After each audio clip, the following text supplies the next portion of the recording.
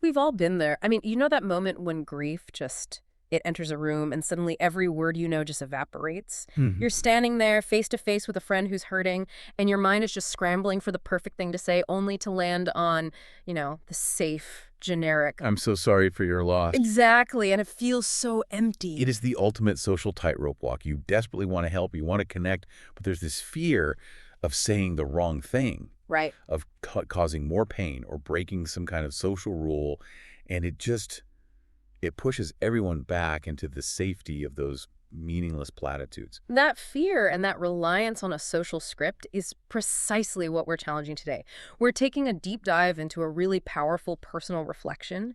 It's a source that describes a moment where just profound, unvarnished honesty completely demolished conventional decency. And in doing so, created a deep, genuine, and, well, a healing connection. Mhm. Our mission today is really to understand mechanics of conflicted grief. Mm.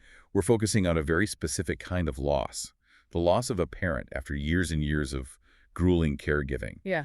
This friend, who our source talks about, experienced this immense tension. Profound sadness, say the loss, yes, of course, Yeah. but also a very real, very natural feeling of deep relief. Relief that the decade-long burden was finally over.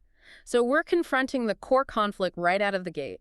When convention tells us to say one thing, the polite thing, but our genuine empathy tells us to acknowledge this raw, messy, unspoken truth. Which voice actually helps the person who's suffering? Let's get into it. So to really appreciate the power of what the author eventually says, we need to understand the sheer weight this friend was carrying. This wasn't a quick illness. No. The source details that she'd been caring for her ailing father valiantly for well over 10 years. Just think about that time frame for a second. A decade. A decade of relentless 2047 duty. Yeah. And the cost was existential. I mean, the source notes that she had essentially reached the point of forgetting herself. Yeah. Wow. Her entire identity was just swallowed by this role of caregiver. She gradually lost her innate vibrancy, her, joie de vivre. And the demanding effort, especially as the illness got worse, eventually just started consuming her own health. So she was sacrificing her own body, her own spirit, just to maintain his life. Absolutely. She was a casualty of her own profound sense of duty. And it wasn't just physical exhaustion, was it? The conflict was moral, emotional. Yeah, the author mentions that they and others had repeatedly suggested placing the father in an institution which they felt was the only, quote, intelligent thing to do to save the friend's own health. But she wouldn't do it. She wouldn't. That's the vital context. It shows how trapped she was. Her father systematically rejected the idea, and she felt she couldn't or wouldn't go against his wishes. So she had this impossible emotional burden. She knew she was drowning. She knew the intelligent move was to institutionalize him. But her devotion, her sense of responsibility, it kept her chained to that task, right until the very end. She carried all of that complicated, deeply unfair conflict right up to his final breath. And that's the silent baggage she brought with her to the funeral. Exactly. Now let's pivot to the funeral scene itself. The author describes it so vividly as a public performance of grief. Right. People streamed in to offer what are called the usual condolences, and they were delivered, as the source states, mechanically without real emotions. Because everyone was just focused on doing what they thought was decent. It was convenient in the circumstances they were checking the box. So what was the result? All of this well-meaning but empty sentiment, did it? Did it reach her? Not at all. This adherence to social decency, it created a barrier, not a bridge. The grieving friend remained stoic, imperturbable in her pain. She kept a wall. A total wall. Those conventional phrases, he's in a better place, so sorry for your loss, they require the person receiving them to display only one emotion: sadness. They completely fail to acknowledge the complicated reality. It's fascinating, isn't it? The very acts we perform to provide comfort, these rigid scripts, they end up isolating the person who needs connection the most. The performance of decency prevents genuine aid, because genuine aid requires acknowledging a truth that might feel, well, indecent. It forces the mourner to play the role of the purely sad daughter. And that prevents her from processing the reality of the exhausted caregiver. And until someone saw the caregiver, that wall was going to stay right where it was. And this sets the stage for the breakthrough. When it was the author's turn to approach, they sensed the utter failure of all this mechanical comfort. They realized the script just wasn't working. They made a radical pivot. Completely. Choosing to abandon convention, and as they reflected later, they decided to, quote, let their hearts speak rather than the convenances or social conventions. They looked past the role of the sad daughter and saw the human wreckage. Yeah, left behind by 10 years of self-sacrifice. They decided to speak to the pain that was hidden beneath that public mask. And the declaration they made, it was shocking. The most honest and maybe the most necessary thing they could have said. It was delivered in the friend's native language. Comme tu dois soulager. Which means, how relieved you must be. That line, just one sentence. It didn't mention loss or duty or love. It mentioned release. And the physical reaction was instantaneous. It was violent. The friend's stoicism, which had withstood dozens of mechanical condolences, Just shattered. instantly. The author recounts that she collapsed in tears right there, just melting into their arms. The power of that sentence is immense, and it's worth looking at the psychology here. Why was this simple phrase so much more effective than 100 conventional expressions of sympathy? It's because it validated the hidden emotion, right? It addressed the elephant in the room. It touched her deepest, darkest internal conflict.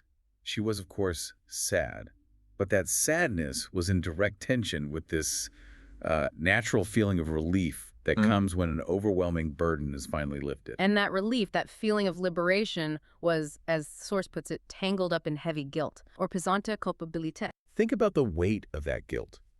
Society tells us that the only acceptable emotion after a loved one dies is pure, unadulterated sorrow. Right. To feel relief or joy or any lightness, it's considered monstrous. It's a betrayal of the dead, or proof you didn't love them enough. So she had spent the entire funeral trying to manage this public perception of her grief, suppressing the one emotion that offered her release. She was terrified of anyone seeing the caregiver who was finally free. Instead of just the daughter who was mourning. Exactly. So by voicing the taboo feeling, by saying, I see you are relieved, and that is okay, the author offered the friend an immediate and powerful antidote to her shame.